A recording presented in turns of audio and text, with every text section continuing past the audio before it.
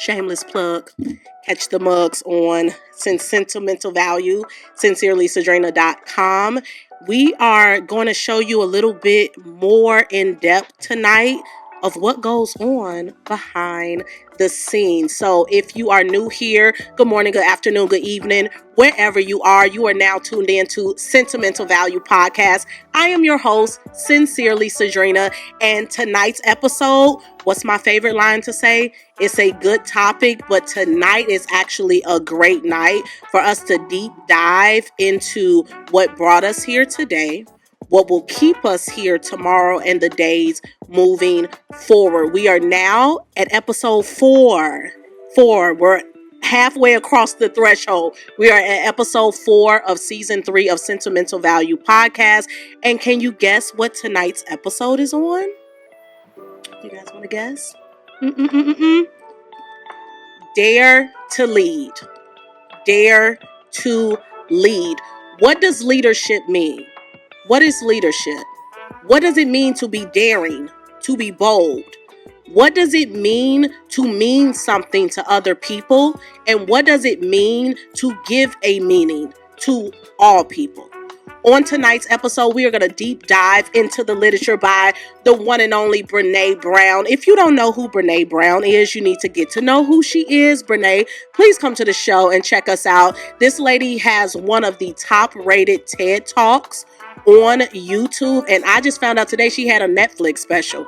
Okay, Brené. Brené is a top-selling author for the New York Times and Wall Street Journal. She's had quite a few books, but this particular book was given to me by a colleague, and I thought that it was a great book for me professionally, but I also wanted to share it with each and every one of you personally. So tonight we are diving into Brené Brown's Dare to Lead. This is going to be a topic of brave work, tough conversations, and whole hearts. Let's go.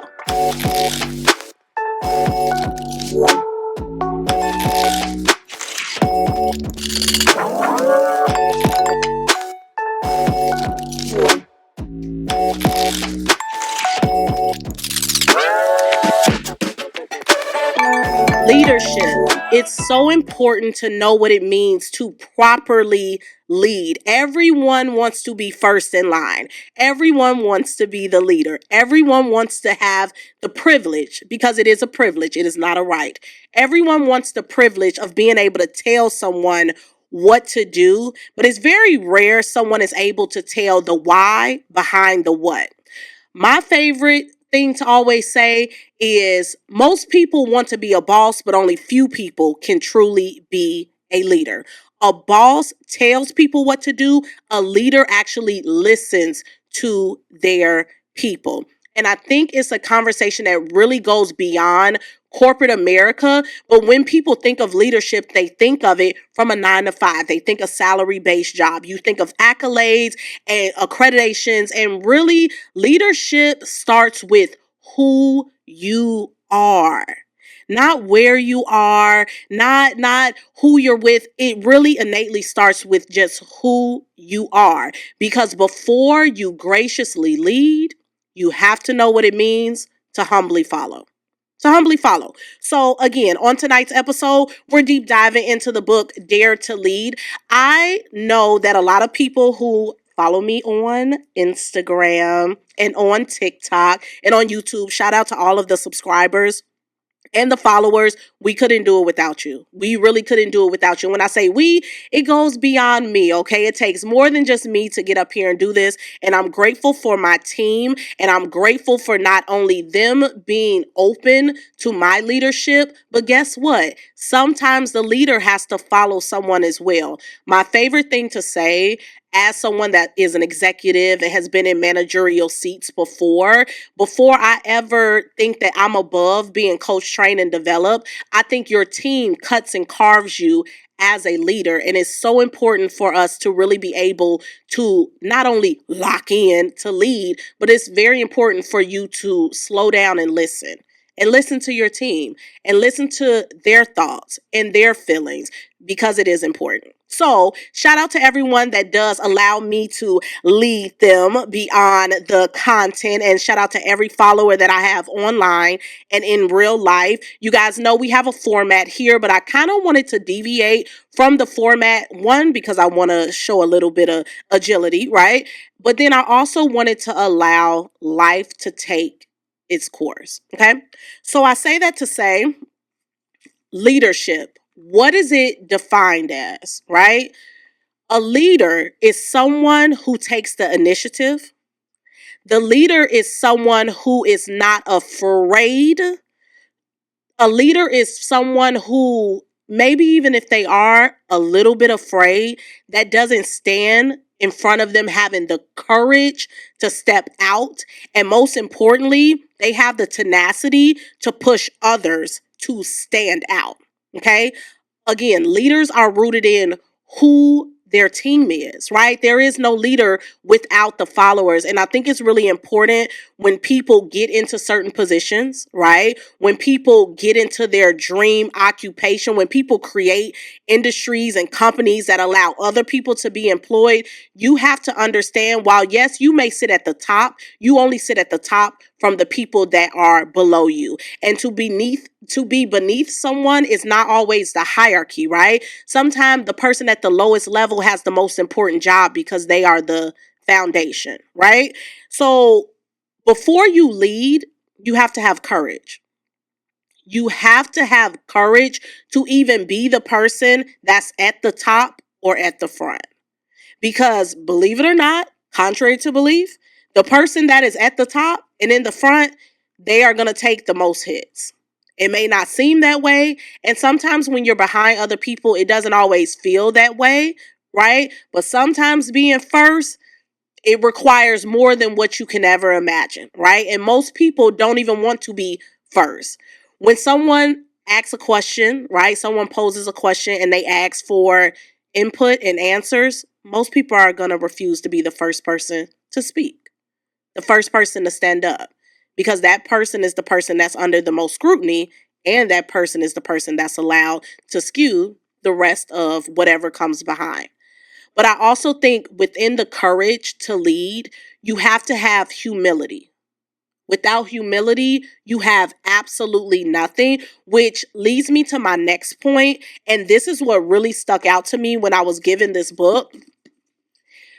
Brené does a beautiful job addressing the topic of vulnerability. When people think of leaders, they think of power. They think of people in positions of power, right?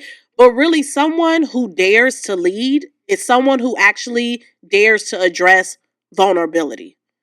Because to properly lead the people, you have to know the people. You can only know what you allow yourself to know. And when you think of poor leaders, bad managers, those are people that weren't able to peel back or didn't create a safe enough space for their team, their employees, their workers to feel not just the need to peel back, but feeling like they're in a safe space. And I think that that's really important when you go into what vulnerability is, right? So, again, we're doing shameless plugs on this episode tonight. We have bookmarks that's coming. Okay, I'm very old school and I would lose my head if it wasn't attached to my shoulders. So, trying to keep up with a space in a book, especially because I like to color and write all over them. Bookmarks are a necessity. And again, with the book club, which will be coming to a city near you, we will have a lot of these. But I chose to do a little market research and use a lot more of my bookmarks, and I wanted to point out some key elements in the book that really shook me to the core. So are you ready? Let's go. Brené quotes, "The courage to be vulnerable is not about winning or losing. It's about the courage to show up when you can't predict or control the outcome." Let's get into some real quotes. The courage to be vulnerable is not about winning. It's not about losing. It's about the courage to show up when you cannot predict or you cannot control. If you are trying to control the people that work for you and really the people that work with you, no one works for anyone. Okay. Everyone should be working with everyone. If you think you're supposed to control the people that work with you, if you think you can predict every outcome, right? You can have all the strategies, you can have all the action plans, you can have all the theories that you want. We cannot predict the future. And that's why I think it's very important as a leader to detach always from an outcome, especially those that are always numeric. And I come from a KPI background, right? So if it doesn't make money, it doesn't make sense, right? I definitely believe that numbers are foreshadowed by behaviors, but if you don't address the behaviors, you'll never get the number. If you don't highlight the behaviors, good, bad, or indifferent, you'll never understand the number. And even with teamwork, right, with leadership, when people say there's power in numbers, yes, but what is the quality behind those numbers? Right? So you have to have the courage to let go. And a lot of people who think that they are leaders, but they're actually just managers, are people who want to control things, right? Let's get into the difference between a manager and a leader, right? There are some really good managers out there. I've had some. But the managers that I have loved have been those who were leaders. And they led me and they led the group, not even within the structure of our workforce, but beyond, right? Career development, personal development. A manager is just someone who understands how to execute and how to explain. That's a manager, right? And if that's what you do, you're a good manager. But if that's all you do, you are not a leader, not yet. A leader is someone who deals with innovation, who deals with pioneering, who deals with culture, who really deep dives into communication. And again, communication is not always just speaking. Communication is speaking and listening. Again, leaders listen, right? It's speaking, it's listening, it's reading, it's writing, right? So someone who leads is rooted in, is your employee happy? A manager cares about if your employee is performing.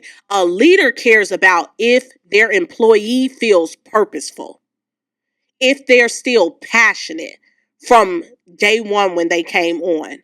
I'll also say this, when you are interviewing, especially when you're sitting across from someone that you deem a leader in the respective industry, right? Or maybe you deem yourself a leader in your respective industry and you're going for that senior position, that director position, that C level position. Please understand that an interview is a two-way street. It's a dialogue, not a monologue. So while, yes, they may be interviewing you for the position that you apply for, you should do your due diligence within that interview and really proactively interview them to see if this is the person that you want to be led by, or is this a team that you feel like can be vulnerable enough with your leadership. Bold means owning your power. It's also radiating a certain strength and also inspiring others to do the same. To me, it is not just a word. It is literally a lifestyle, a mindset, and also a commitment to always striving for greatness while staying true to who you are. My goal is basically to redefine what it means to be comfortable and stylish. I want to add that extra touch of flair. I want this collection to pretty much serve as a reminder to women that they can dominate their day no matter where they are or what they're doing. It's about creating pieces that transition seamlessly daily, from a workout to a work day, to the airport, going out for a casual walk or restaurant, all while boosting confidence and celebrating their inner bold boss. This collection is just the beginning of building a community of women who live life while looking good. All right. So, with that being said, we're diving deeper into the book, right? Because you guys know I typically only give you a few nuggets of the book and then I make you get the book from my Amazon link. Sentimental Value Book Club. And then we'll talk about it once I go on my tour. But I really wanted to give Brené her moment because she really does deserve it. And again, I think that this is something that's so necessary beyond corporate America. We are living in, everyone wants to be an entrepreneur right now. Everyone wants to be an entrepreneur. And once upon a time, some of our favorites, the great, right? Mark Zuckerberg, Elon Musk, right? Jeff Bezos. These people were entrepreneurs, but now they are leaders. They are leaders in their industry. And again, diving into the book, another point that Brené made that really, struck home with me. She said that self-awareness and self-love matters. Who we are is how we lead. Who you are will be how you show up. Who you are is going to be what people see when you show up and what they hear when you speak.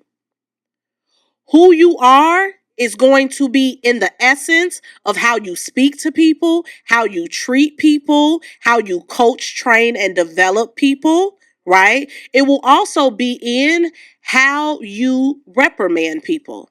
I think the beauty of leadership is a manager comes down on you, a leader brings you up. That's a key difference.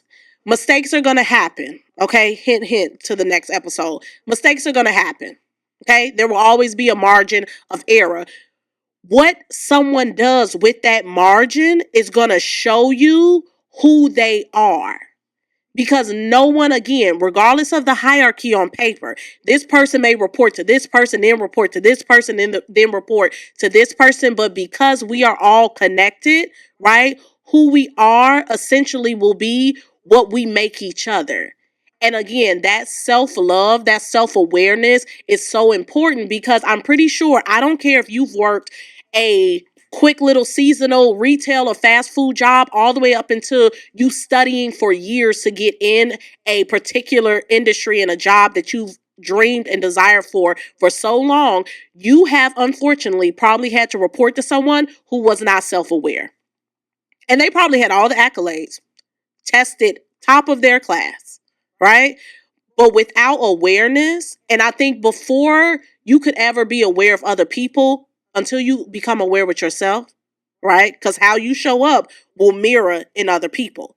So again, as a respective leader, when I meet other leaders, I meet other managers, and they complain about their team, one, I would love to be a fly on the wall because I always say, if they're complaining top down and the top doesn't always get to see everything below or everything out. Because the higher you go, right, the less time that you truly do kind of spend being able to touch the people. That's why it's important, regardless of where you sit, the people that you can touch, you have to raise the quality of that touch when you know that person is connected to a lot of quantities. But when a manager is complaining about their team, I'm always curious in my head and always say, like, if you're complaining about your team, I can bet your bottom dollar that your team complains about you, right? Because if your team didn't have a reason to complain about you, they will be executing more. And then you wouldn't have anything to complain about, right? I would also say, as a leader, you should be the last person with the complaint. As a leader, you should be the first person that's rooted in specializing in the solution. But if you're so hyper focused on the problem, I can guarantee you, you're probably part of the problem. You're part of the problem. And this is the reason why, going back to even if you have an entry level job all the way higher up, that's why the higher up you go up the workforce and the food chain when it comes to corporations and industries, right? That they go into self-improvement, right? They go to seminars and conferences where people are speaking to them like this, is because they are in a position that requires for them to have a different level of their sense of self.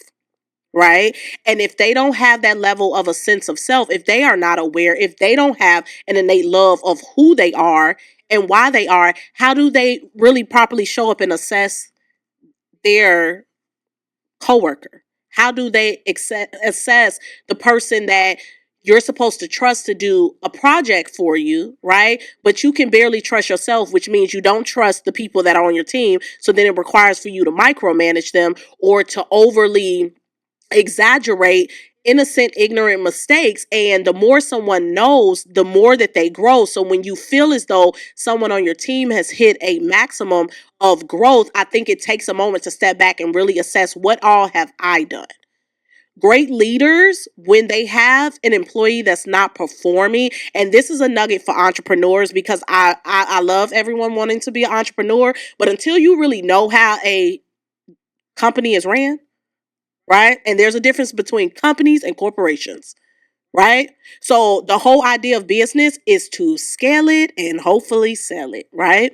But you can only scale it and stretch it as far as you can see it going and as far as your people can take it.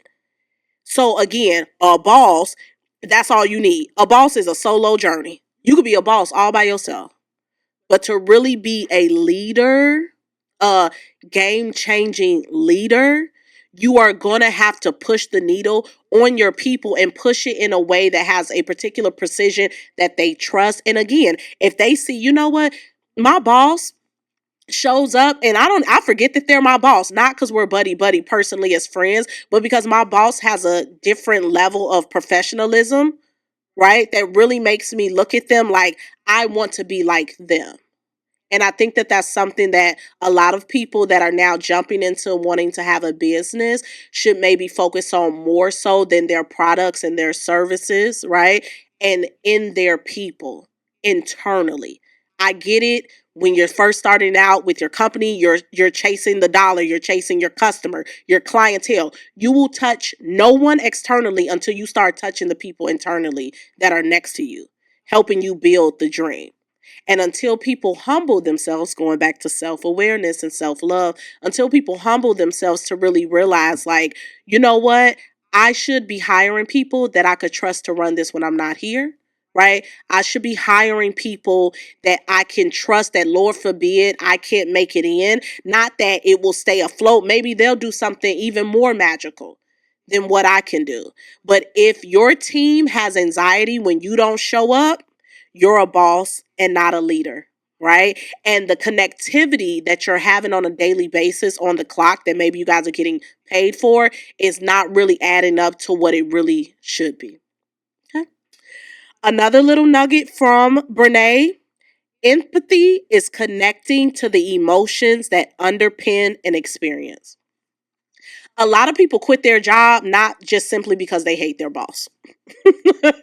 A lot of people quit their job or quit their dream, right? That's the scary thing about being an entrepreneur, is it's not about you anymore. And if you stop, you kill other people's dreams too.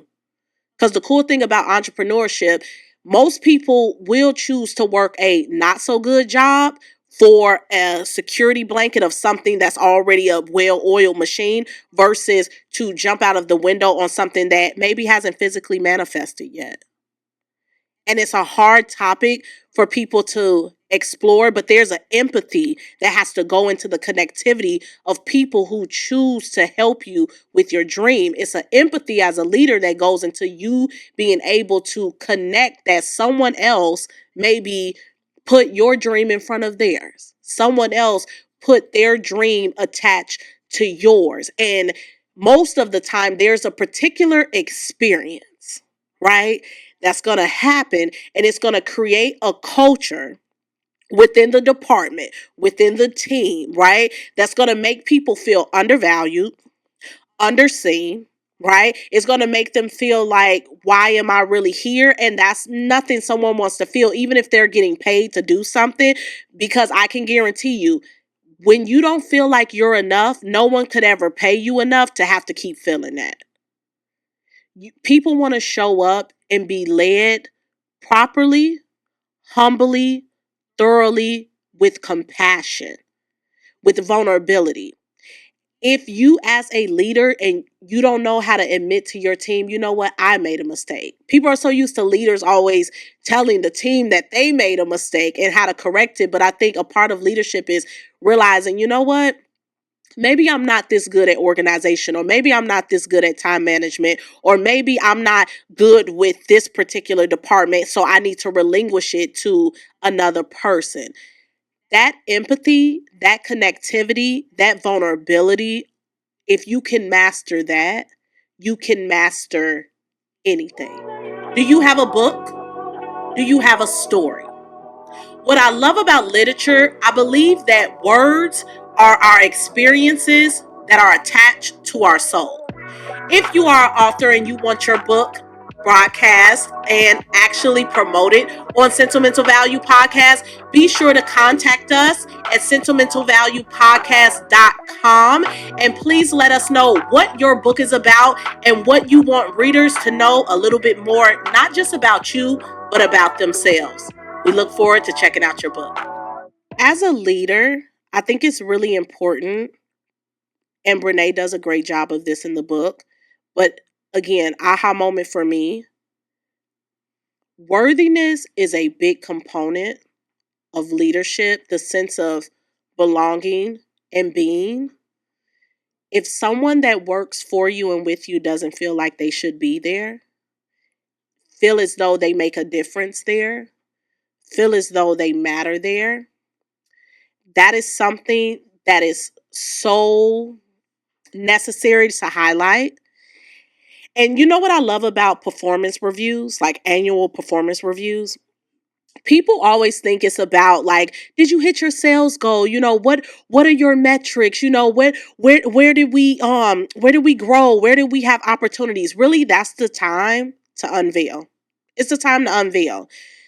Wholehearted people equal wholehearted conversations. Again, it doesn't have to get too personal, right? Because I know a lot of people feel like, oh, people I just work with, they're just people that I work with. Not necessarily. Because if we call a thing, most people spend more time with their coworkers than they do with their own family and friends. Most people that work a full-time job, 40 plus hours, especially if you're in an industry that requires more of you, if you're in commission-based, industries, you're working 50, 60 hours a week. You're spending 8 to 12 hours a day with your coworkers. At least let it be people that not only you could tolerate, but at least trust. But those wholehearted conversations are so key, because the reason why you probably didn't get the promotion into leadership isn't because they hate you. They don't know you. They don't even know you enough to hate you, because every time someone asks you, how was your weekend? You're just, it's good. It's good. What made it so good? What could have made it great? I know people hate holiday parties, but dare to attend the holiday party. A lot of people don't like to attend the holiday party because they can't trust themselves.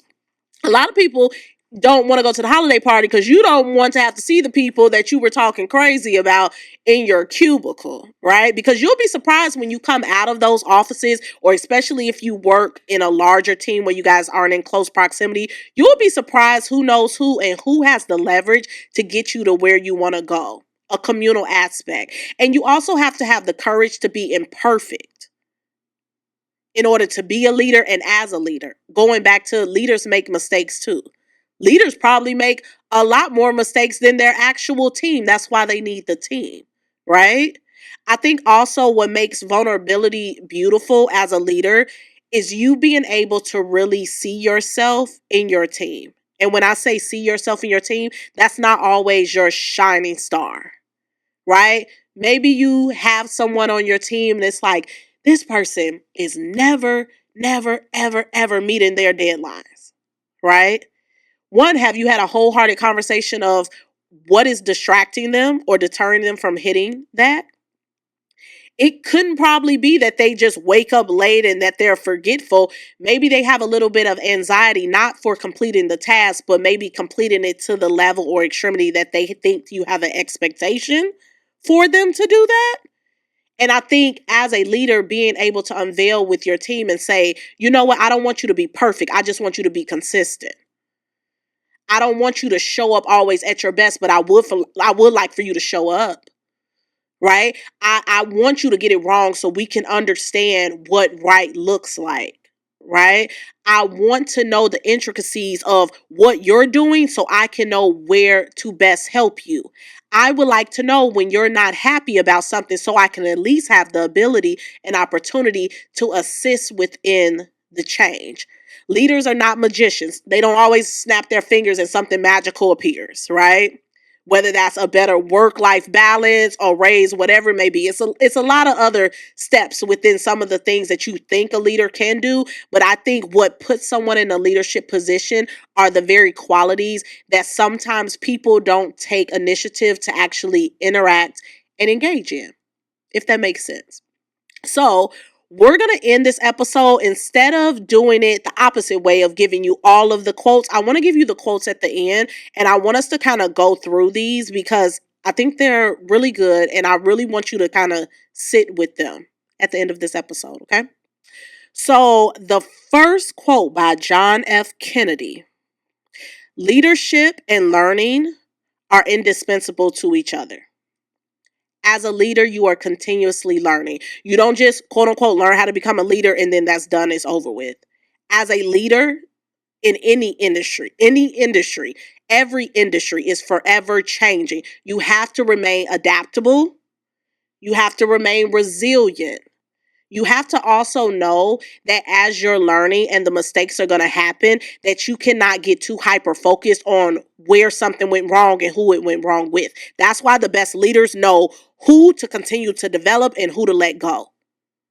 Tough conversations, leaders. See, only a boss, only a poor manager would keep on talent and members of the team that are just deplorable to the point of they don't want to do better. So it's nothing that can be said and done to make them not just do what the leader wants them to do what they said that they wanted to do, right?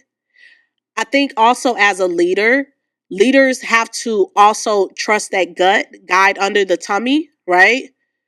You spend your time You spend your time for your high performer, your mid performer, your low performer. You spend your time where? Where do you think you spend your time? High performer, middle performer, low performer. High performer. High performer. And a lot of people look at that and they say, "Oh my God, that's poor leadership." No, because you lead those who want to follow. You lead those who are ready for that level. You lead those who want that level. Sometimes, and I really feel like people do it out of their own ego, because a good leader knows they have to create another leader. A manager has to keep a worker so they continue to manage. A leader is supposed to literally pump out more leaders. A true leader wants someone that goes further than them, that goes above them, that goes beyond them. Right? And I know that's hard for people to realize because a lot of people do feel like, "Oh my God, well, I'm here and I'm trying to get right here." No, because if you were trying to get right there, when you realize that you have people that's right there, you would utilize them in the right way. Tough conversation, but so necessary. Next quote by the infamous Steve Jobs: innovation distinguishes between a leader and a follower. Leaders focus on vision. Managers focus on what we can see, what we can predict, what we can control. A leader deals with vision, innovation. We speak the things that not as if they are. A leader deals with, okay, I know you guys can't see this, but this is what we will see if we do this. A lot of people that cannot humbly follow are those that can't even see themselves in the leader position. When you can really see yourself in that lead position, when you get around another leader, you give them everything you will want someone that was following you to give you, right? And that's why when we share visions, and I think this is so important, when we meet people who share a vision with us, we need to hold on to that. Because as we know, everyone's not going to see it the way that we see it. Everyone, that's why they say it's your vision. It ain't meant for everyone to see. But sometimes God works in a mysterious way. Sometimes he showed this person this, and he also show it to this person far over here. And that's why I encourage people on your pursuit to lead, watch who you follow, and then choose where you follow. Maybe the people in closest proximity to you, they can't see the vision. All they can see is where you guys currently are. You see something else. Go find that something else. Because maybe that person has the next level of the vision. And that's why they say when you have an idea that's super big and it takes more than you have a great idea. The next quote by Ralph Waldo Emerson, it says, "Do not follow where the path may lead. Go instead where there is no path and leave a trail." A lot of people, going back to managers versus leaders, a lot of people that have mastered managing is because it's a play. And as long as you keep running the play, you'll have your wins, you'll have your losses, because every play doesn't work every time, right? But they take the road that is most traveled. A leader leaves a footprint. A leader creates a brand new path. A leader is someone who says, you know what? We've never gone here before, but let's go. Let's go. And the reason why it sounds crazy, but people are going to follow that person. People are going to follow that person. Why? Because that person is doing something that hasn't been done, and people do want to see something they have not seen. People want to see something they have not seen. People want to feel something they have not felt. People want to hear things that they have not heard. And I know people think, oh, well, you want your team to be comfortable. No, your team doesn't grow from comfortability. You need your team to kind of have some questions, because without questions, we get no answers, right? So I encourage each and every one of you. I don't care if you listen to my podcast because you know me from the corporate world. I don't care if you listen to my podcast because you met me on the entrepreneurial wave. I don't care if you're domestic, international. I don't care. I don't care. I don't care. What I need you to care about is I need you to care about being bold, being courageous, being wholehearted, right? I'm going to leave you with the quote that just really did it for me and really made me go down a rabbit hole about Brené. She said that clarity is kindness. To be unclear is to be unkind. I think that whether it is in the corporate world or even in our personal worlds, so many things are up in the air. And we think that that's the way in which things should be. It's up in the air. Well, I don't know. And I don't, oh, well, we'll see. And no, to be unclear is to be unkind. Leaders are direct. Leaders are bold. They don't beat around the bush, because if I beat around the bush, I can't cut and carve you the way in which you need to be cut and carved, right? You ever see someone that does like the landscaping? Have you ever seen the end product while it's actually being done? It takes a lot. And iron is going to sharpen iron. So again, regardless of if you are still kind of like, oh, well, I'm not ready to jump out of the window with my business, but maybe I'm ready to leave, corporate America and maybe work with startup companies. Maybe I have a startup company that's doing very well and I'm trying to scale it into a corporation. Maybe I'm moving from profit to nonprofit. I would suggest that you really dare to lead and you dare to be brave and be courageous. To be courageous does not mean that fear is absent. It means that you go beyond the fear. I want you to be very bold in everything that you want in life. I want you to be a leader beyond where you clock in and out of, regardless of if you pay someone or they pay you. I want you to be able to lead in a way that is innate, that is also humble. And I want you to also practice the duality between maybe this time you lead, but maybe another time I'm going to be in a predicament where I have to follow. Maybe I'm in the predicament where I have to follow, but I truly believe one day I'm going to get to lead. And maybe someone didn't manage me right. Maybe someone didn't lead me right, but become the very thing that you needed. Become the very thing that you needed. I thank each and every one of you for being here with me at Sentimental Value Podcast. As we always like to say, good morning, good afternoon, wherever you are. Please, if you haven't already, please comment below where you are. We are coming to a city near you. Sentiments in the street. We're going to be having brave conversations, wholehearted conversations, and I'm going to be meeting you where you are and revealing more of you to you. See you next time.